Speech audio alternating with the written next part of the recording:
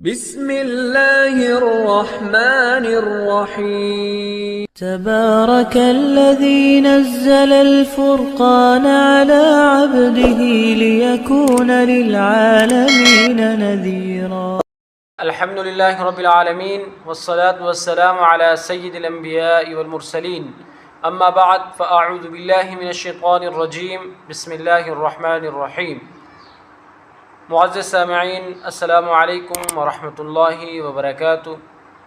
آپ کا بھائی قاری محمد محمود حسن آپ کو اپنے چینل پر خوش آمدید کہتا ہے.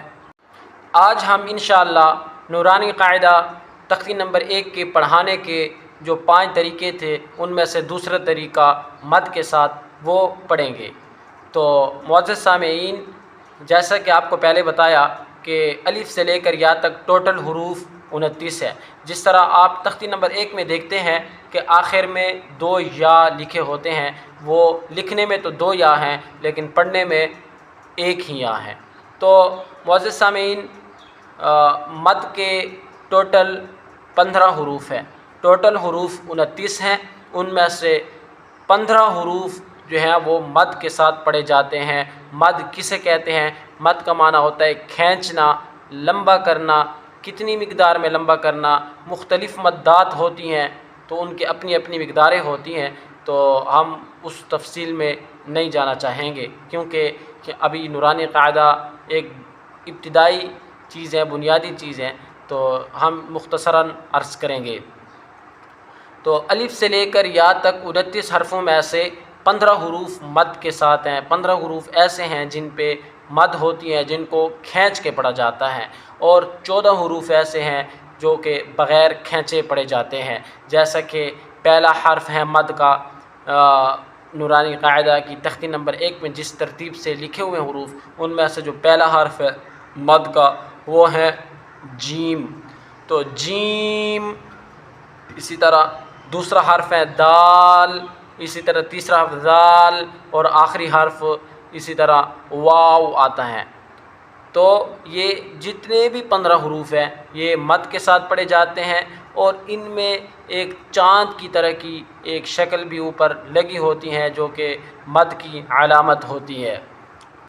تو مد کے جو جتنے حروف ہیں 15 وہ میں پڑھوں گا، آپ بھی ساتھ ساتھ پڑھیے. جیم، دال، ذال،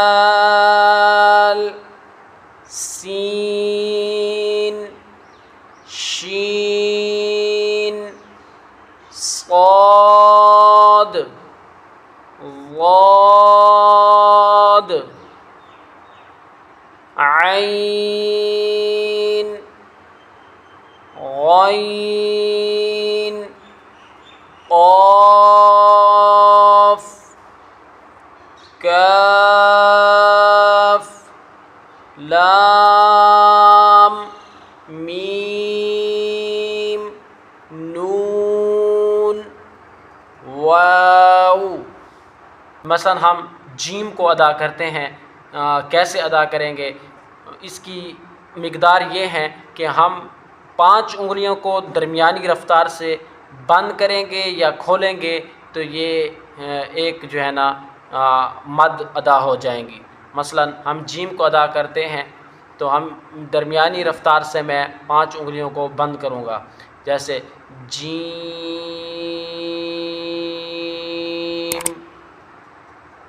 اسی طرح ہم دال کو ادا کرتے ہیں، میں درمیانی رفتار سے 5 انگلیوں کو کھولوں گا، دال.